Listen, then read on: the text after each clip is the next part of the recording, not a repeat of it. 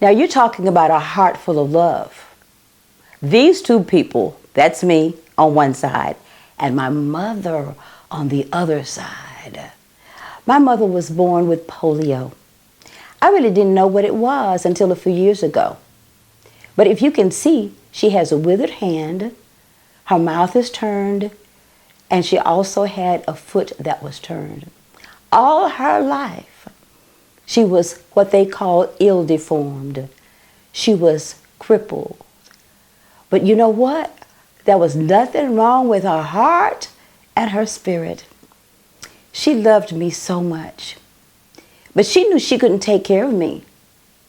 So she asked her mother to take me and raise me because we were homeless at one time. My mother had nowhere to go. She did not have any skills. Nobody would hire her. And so in order for me to get the best that she thought I could get, she asked her mom, but her mom refused. But my granddaddy, he talked to his mother. And when he talked to his mother, who was over 60 years old, his mother said to him, "Bring the baby to me." Now my mother was really disturbed about that because she wanted to raise me. And my great-grandmother always said, "Baby, your mama didn't give you away. She just let me keep you for a while."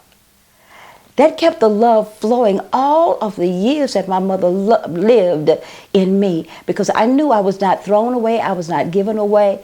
And every chance my mama got to see me, she came to see me, or she asked that I come to see her. I remember one time I went to see her, though, and my heart broke. My heart broke even though I was a little girl, because she was living in a tent on the side of someone's house. And in that tent, there were a lot of cats and stuff around. But I cried all night staying with my mama. I was sleeping on an army tent with my sister.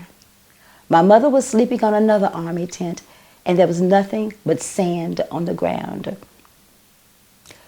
But in the morning when I woke up, my mama heard me crying all night, and she said, "Thelma, you don't belong here.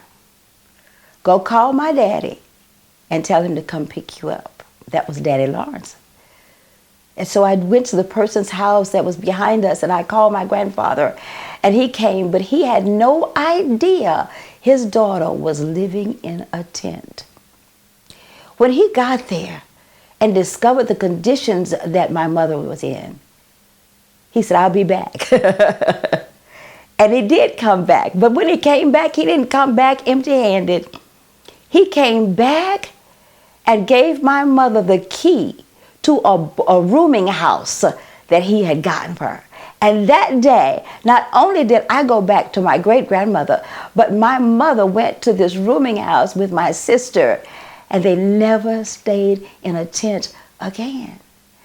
My grandmother was so loving to me, so kind to me. But listen to how my mother's father was to her. He loved her so much, he refused to let her sleep in a tent, to live on the ground, to have nothing but that tent and 2 cots. That day, life changed for my mother. She got a new lease on life. And guess what she finally did?